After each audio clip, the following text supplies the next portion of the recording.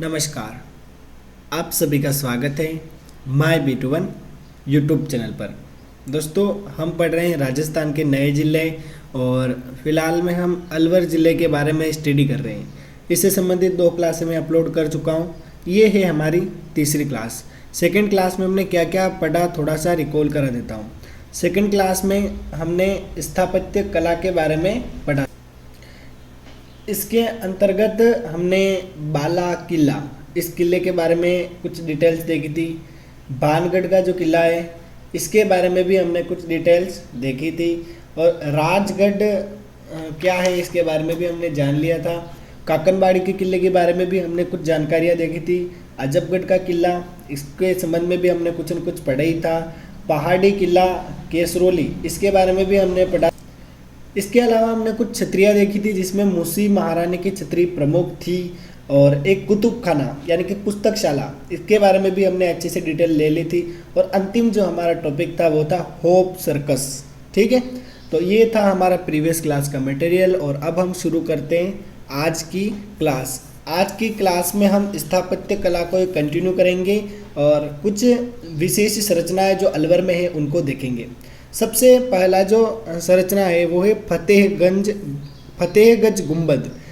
फतेहगंज गुंबद की बात करें तो ये एक 5 मंजिला गुंबद है। इसका निर्माण 1547 ईस्वी में हुआ था और किसकी स्मृति में इसको बनाया गया? फतेहगंज खां की स्मृति में बनाया गया। अब हम बात करते हैं विजय मंदिर महल के बारे में। यह भी अलवर में स्थित है। ठीक है, निर्माण कब हुआ इसका? 1918 में। और किसने बनाया विजय मंदिर महल? तो ये बनाया था महाराजा जय सिंह ने। और ये जो विजय मंदिर महल है इसके अंदर सीताराम जी का प्रसिद्ध मंदिर स्थित है। ये बात आप याद रखिएगा।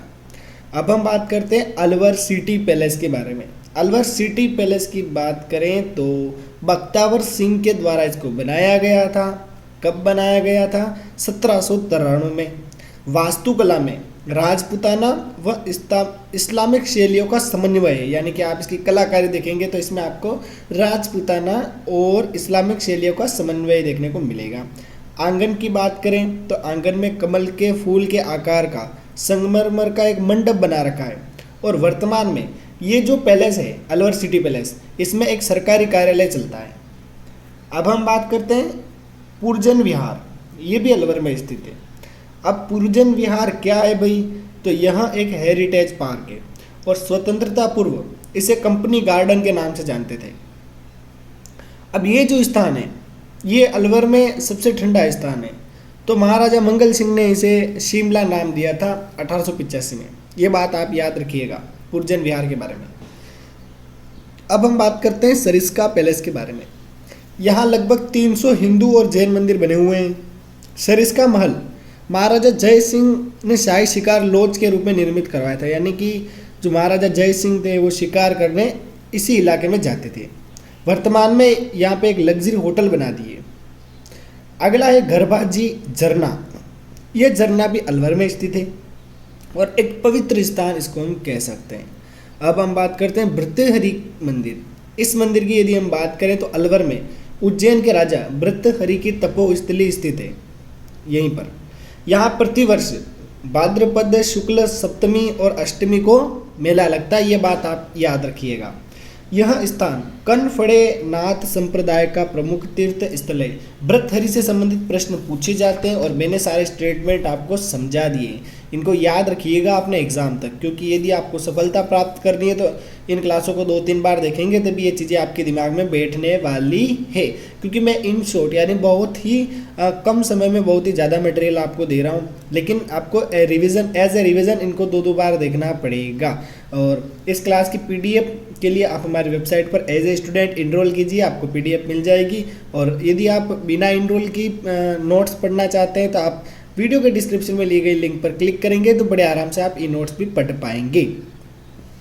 चलिए कुछ और अलवर के प्रमुख स्थलों के बारे में जान लेते हैं। उससे पहले आप हमारे इस वीडियो को लाइक कर दीजिए, जो क्योंकि अभी तक आपने इस वीडियो को लाइक नहीं किया है, और इस प्यारे से चैनल को सब्सक्राइब कर दीजिए क्योंकि अभी तक आपने इस चैनल को सब्सक्राइब नहीं किया है। अगर कर रखा है तो बेल आइकन चेक कर लेना।